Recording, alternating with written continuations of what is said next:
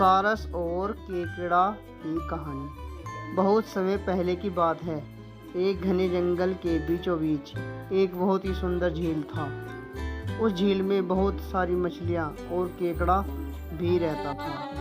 वह सब बहुत खुशी से मिलजुल कर रहते थे। लेकिन हर रोज उस झील के किनारे एक सारस आकर मछलियाँ पकड़कर अपना पेट पूजा करता था। जब भी सारस झील किनारे आ पहुंचता तब सारी मछलियों के बीच भागा दौड़ी शुरू हो जाता था। ऐसे दिन बीतता गया।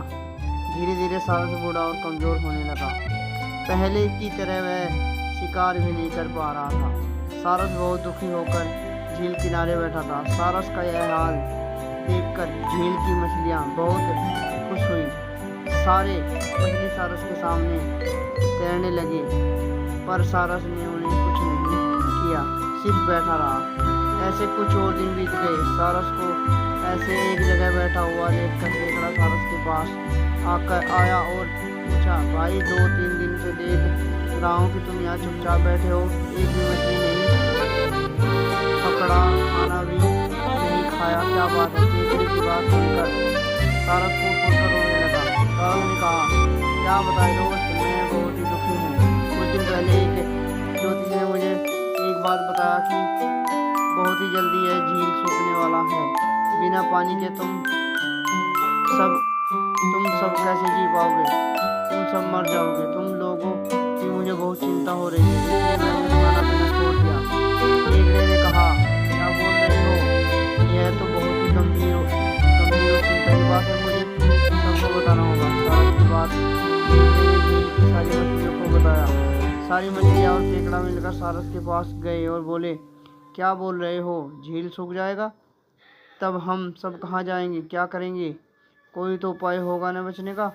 हम सब ने तुमको हमारा दुश्मन समझा, पर तुम तो हमारे दोस्त निकले। हम लोगों के चिंता के कारण तुमने खाना पीना छोड़ दिया। दोस्त, अब तुम ही कोई उपाय बताओ।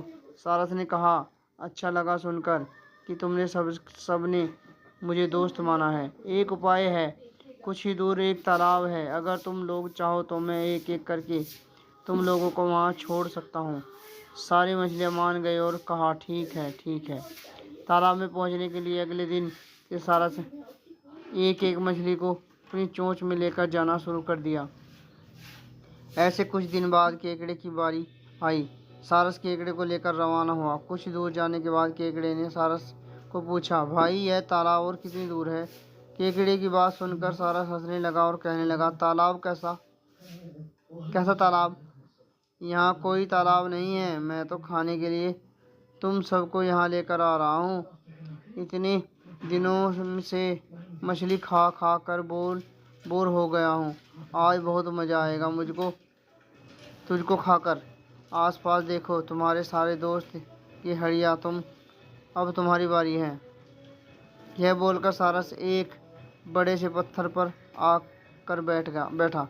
सारस की बात सुनकर केकड़ा बहुत गुस्सा हो गया और अपने आप को बचाने के लिए अपने दोनों हाथों से सारस का गला दबा दिया और कुछ देर बाद सारस मर गया। फिर केकड़ा अकेले झील वापस गया और बाकी मछलियों को सारस के चाल के बारे में बोला और कैसे उसने सारस को मार डाला यह भी बताया।